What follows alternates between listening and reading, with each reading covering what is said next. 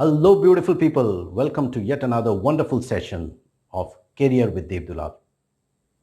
कोई भी जॉब पाना इतना आसान नहीं होता और उससे भी आसान नहीं होता उस इंटरव्यू प्रोसेस को पार करना। बिकॉज वो इंटरव्यू जो वो कोई भी पोजीशन के लिए हो, किसी भी कंपनी के लिए हो, हमें वो जॉब को पाने के लिए जो इंटरव्यू प्रोसेस से गुजरना पड़ता है, वहाँ पे हमें अपना प्रोफेशनलिज्म, कॉन्फिडेंस और कितने कैपेबल हैं उसको दर्शाना पड़ता है। जो हमारे इंटरव्यूअर्स हैं, जो हायरिंग मैनेजर्स हैं, वो हमारे कम्युनिकेशन स्किल्स को और हमारे मैनर्स को देखते हैं, ताकि हम आगे चलते हुए हम किस तरह से हम कम्युनिकेट करेंगे हमारे सबॉर्डिनेट के साथ, हमारे सीनियर्स के साथ, हम किस तरह से बिहेव करेंगे, वो सारी चीज़ें वो देखते रहते हैं। अगर आपको लगता है कि प्रेशर एक तरफा है, आपको है सिर्फ, तो बिल्कुल आप गलत हो। उतना ही प्रेशर उस इंटरव्यूअर के पास भी है, बिकॉज उसे भी जवाब देना पड़ता है और उसका जजमेंट जो है वो गलत ना हो जाए, वो सही बंदे को चूज़ करे, और इसी के लिए प्रेशर दो तरफा है। सो फॉर्चुनेटली और अनफॉर्चुनेटली, आप दोनों तरीके से कह सकते हो, आपका हर एक बिहेवियर, आपका हर एक शब्द, आपका हर एक आंसर को बहुत बारीकी से जांचा और परखा जाता है। एंड दैट इज़ वाई मैं लेके आया हूँ ये वीडियो, जिसमें मैं आपके साथ शेयर करने वाला हूँ 10 पॉइंट्स, जो कि रहेगा इंटरव्यू एटिकेट्स को लेके, जहाँ पे हम बात करेंगे कि इंटरव्यू में किस तरह से बिहेव करना चाहिए, किस तरह से हमें रिएक्ट करना चाहिए, क्या चीज़ें करनी चाहिए और क्या चीज़ें नहीं करनी चाहिए। यहाँ पे मैं आपके साथ 10 पॉइंट शेयर करने वाला हूँ आने वाले 5 मिनट के अंदर। तैयार है? सो आइए शुरुआत करते हैं। सो फर्स्ट थिंग फर्स्ट, सबसे पहली चीज़ बहुत इंपॉर्टेंट जो एटिकेट में आती है, वो आती है timing.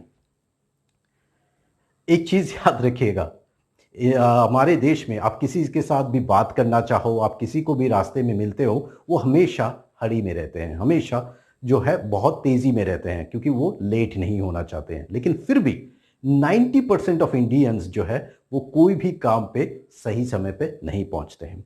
And reaching late for the interview is a total disaster. हमें कभी भी जो है इंटरव्यू के लिए लेट नहीं पहुंचना चाहिए, बिकॉज वो बहुत ही नेगेटिव इंप्रेशन देता है हमारे बिहेवियर के बारे में, हमारे एटीट्यूड के बारे में, हमारे काम करने की क्षमता के बारे में। वो बहुत ही गलत इंप्रेशन देता है।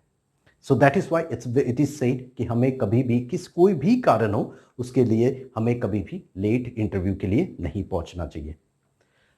जब मैंने बोला कि आपको लेट नहीं पहुंचना चाहिए, इसका मतलब ये भी नहीं है कि आप बहुत जल्दी पहुंच जाएं।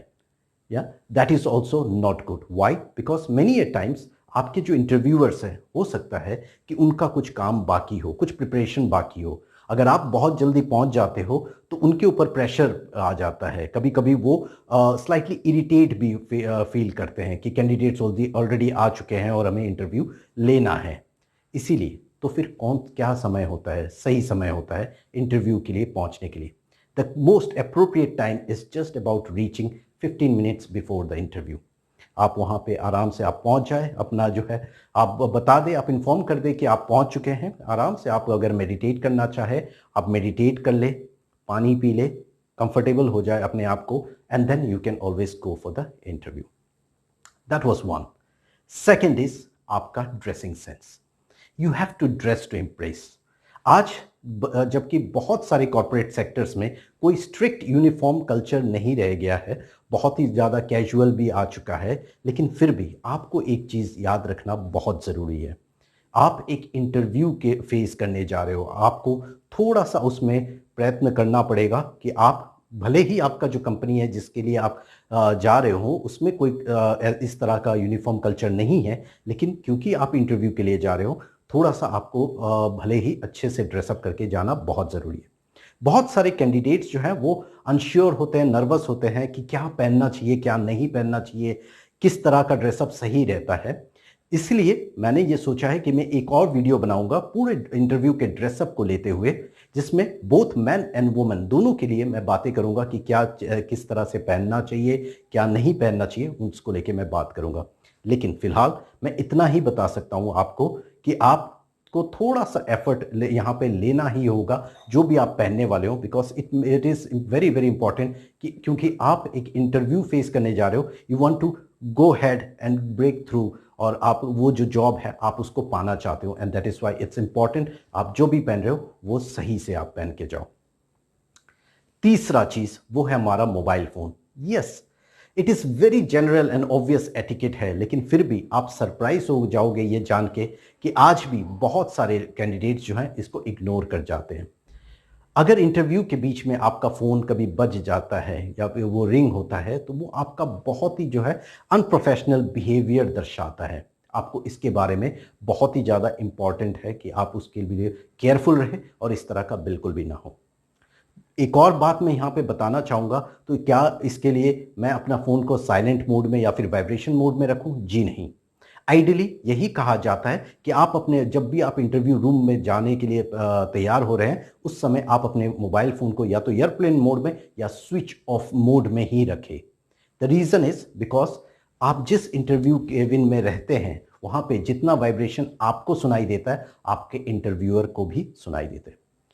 सारी चीज़ें जानने के बावजूद भी अगर बाय चांस आपका किसी गलतीपूर्वक आपका रह जाता है आपका मोबाइल फ़ोन और बच जाता है, तो आप जेन्युइनली अपोलोजाइज़ करिए और जल्दी से अपने मोबाइल फ़ोन को स्विच ऑफ कर लीजिएगा।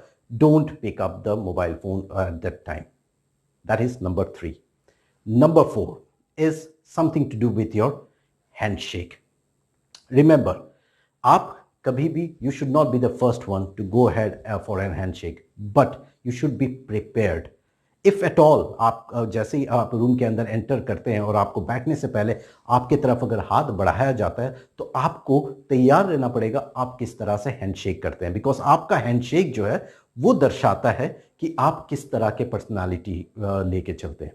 अगर वो बहुत ही ज़्यादा आप अगर लूज़ तरीके से या फिर आपका शेकिंगनेस अगर हो रहा है आपके हैंडशेक में, तो आपका वो जो कॉन्फिडेंस लेवल है, आपका जो नर्वसनेस है, वो दर्शाता है यहाँ पे।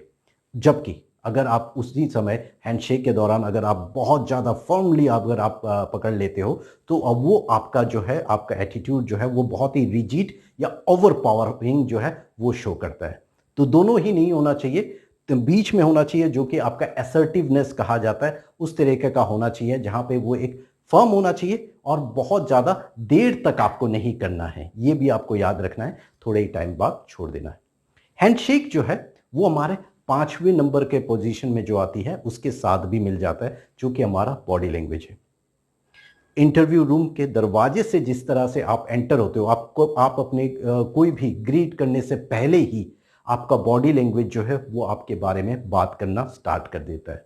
सो बॉडी लैंग्वेज हो सकता है नंबर 5 पोजीशन पे है, लेकिन ये बहुत ही इंपॉर्टेंट रोल प्ले करता है इंटरव्यू एटिकेट में, because it is something it many a times क्या होता है जो हम अपने मुंह से नहीं बोलते हैं वो हमारा बॉडी लैंग्वेज जो है वो दर्शा देता है, and that is why we have to be very very careful with our bad body language. The way we sit, the way we pull the chair, हम किस तरह से लेते हैं, और स्पेशली अगर मैं लेडीज़ की बात करूं, अगर आप हैंड बैग वगैरह कैरी करते हैं तो आप उसको कहाँ पे प्लेस करते हैं।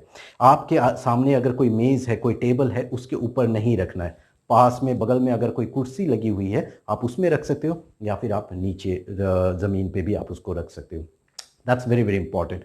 आप जब बैठ रहे हो आप किस तरह से बैठ रहे हो, आपका हाथ जो है आप ऐसे बैठ रहे हो, पीछे अलग से इस तरह से बैठ रहे हो, आप इस तरह से बैठ रहे हो, पाँव को क्या आप क्रॉस करके रखे हो, ये सारी चीज़ें आपको नहीं दिखानी है। और बैठे बैठे इस तरह से हिलना भी नहीं है, कि बहुत लोग क्या करते हैं अपने पाँव को हिलाते रहते हैं, वो रेस्टलेसनेस वगैरह दर्शाता है, वैसा बिल्कुल भी आपको नहीं करना है।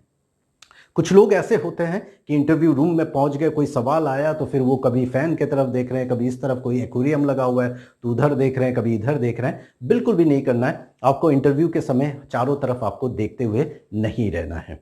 आपको जिस तरह से अभी आप अगर देखोगे, मैं जब आपसे बात कर रहा हूँ, I am using my hands, आप अपने हैंड्स को यूज़ कर सकते हो, लेकिन आपके इस तरह से आप अपने कभी के खुजलाना या इस तरह से फेस पे टच करना, वो सारी चीज़ें आपको बिल्कुल भी नहीं करनी है।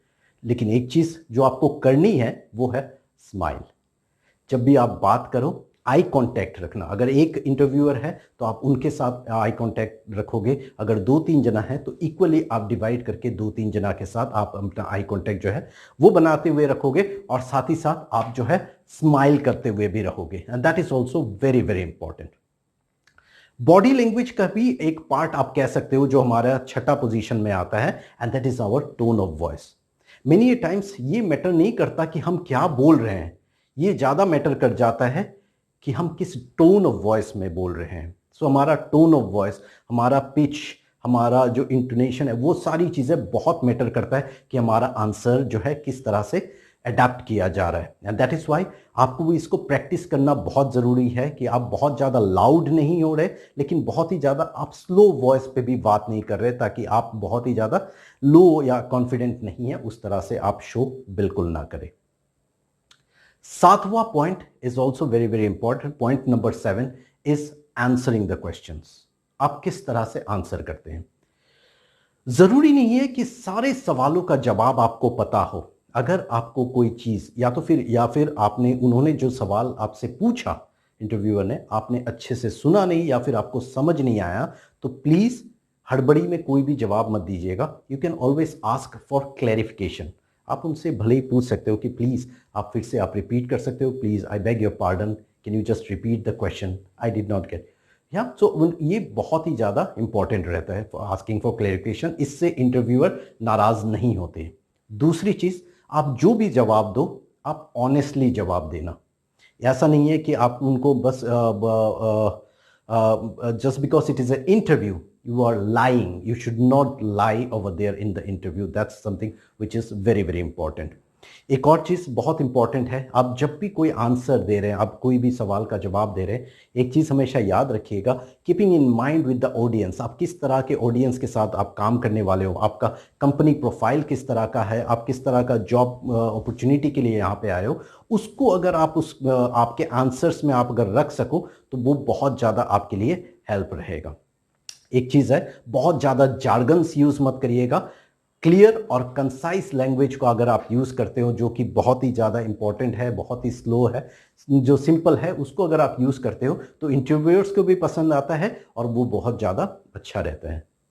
आठवां पॉइंट, ये हम सबके लिए है, because there are many a times हम लोग इंटरव्यूअर्स हमको बहुत ज़्यादा कंफर्टेबल फील करा देते हैं, तो कभी कभी हम क्या करते हैं, हम वो कुछ ज़्यादा ही बोलने लग जाते हैं। Point number 8 is do not over share. कभी भी एक बहुत अच्छी बात है कि एक बॉन्डिंग हो जाए इंटरव्यूअर और इंटरव्यूए के बीच में, लेकिन it's also very very important, you have to understand that there is a fine line, there is a thin line over there. हम कभी कभी कुछ लोग हैं जो बोलते बोलते बहुत ज़्यादा बोलने लग जाते हैं, तो इसमें लगाम रखना भी बहुत ज़्यादा ज़रूरी है कि कहाँ तक बोलना है, कितना बोलना है, सवाल क्या है उतना ही जवाब देना बहुत ज़रूरी है। दूसरी पॉइंट यहाँ पे याद रखिएगा, कभी भी जब आप बात कर रहे हो, कोई भी सवाल का जवाब दे रहे हो या कुछ भी आप इस तरह से, कभी भी अपने प्रीवियस जॉब, उस डिजिग्नेशन या कोवर्कर्स या कोलीग्स के बारे में कभी भी नेगेटिव बातें मत करिएगा।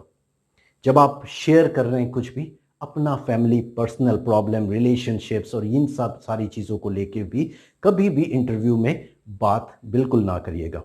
और इन रिटर्न ये भी याद रखिएगा, अगर कभी आपसे पूछा जाए, कभी कल्चर को लेके, सेक्सुअलिटी को लेके, रिलीजन को लेके अगर कोई सवाल किया जाए, तो आप उसको टाल भी सकते हो बड़े ही पोलाइटली, कि आप ये कह सकते हो कि I am not comfortable in answering that question, और इसमें बुरा नहीं माना जाएगा, because this will show your confidence level and this will show कि how confident you are and how intelligent you are, because this are some of the, मतलब एक कुछ ऐसे टॉपिक्स होते हैं जिसको लेके बहुत सारे आर्गुमेंट्स भी हो सकते हैं।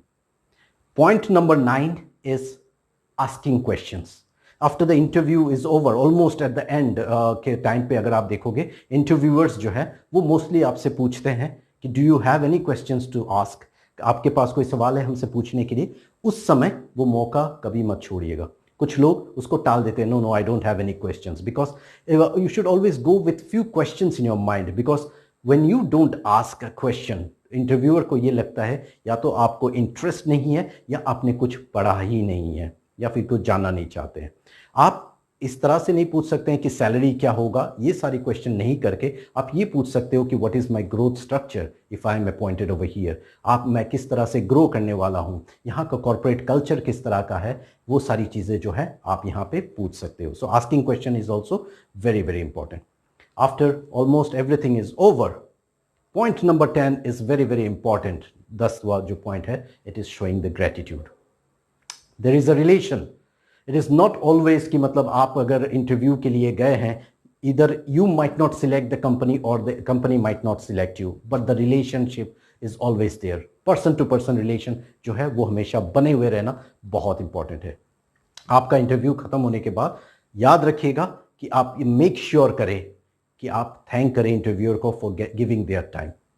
बहुत ही अच्छे से कामली आप अपने चेयर को पीछे करके फिर से विदाउट मेकिंग साउंड, पॉसिबल अगर पॉसिबल है साउंड नहीं करें, और अब जब पीछे मुड़ के आप जा रहे हैं, जब दरवाजे के पास आप पहुंच जाए, फिर से आप यू टर्न लेके दरवाजे को धीरे से आप बंद करके जाएं, ना कि बहुत ज़्यादा ढाम करके आवाज़ जो होती है उस तरह का ना हो। आई होप ये जो 10 पॉइंट्स है आपको बहुत ज़्यादा हेल्प करेगा। अगर आपको लगता है कि ये दूसरों को भी हेल्प कर सकता है, सो प्लीज़ इसको शेयर करें, लाइक करें, और इसी तरह का वीडियोस अगर आप और देखना चाहते हैं तो यहाँ नीचे सब्सक्राइब बटन जो है उसको भी आप प्रेस कर लें। आज के लिए इतना ही। Thank you so much and मिलते हैं अगले वीडियो में।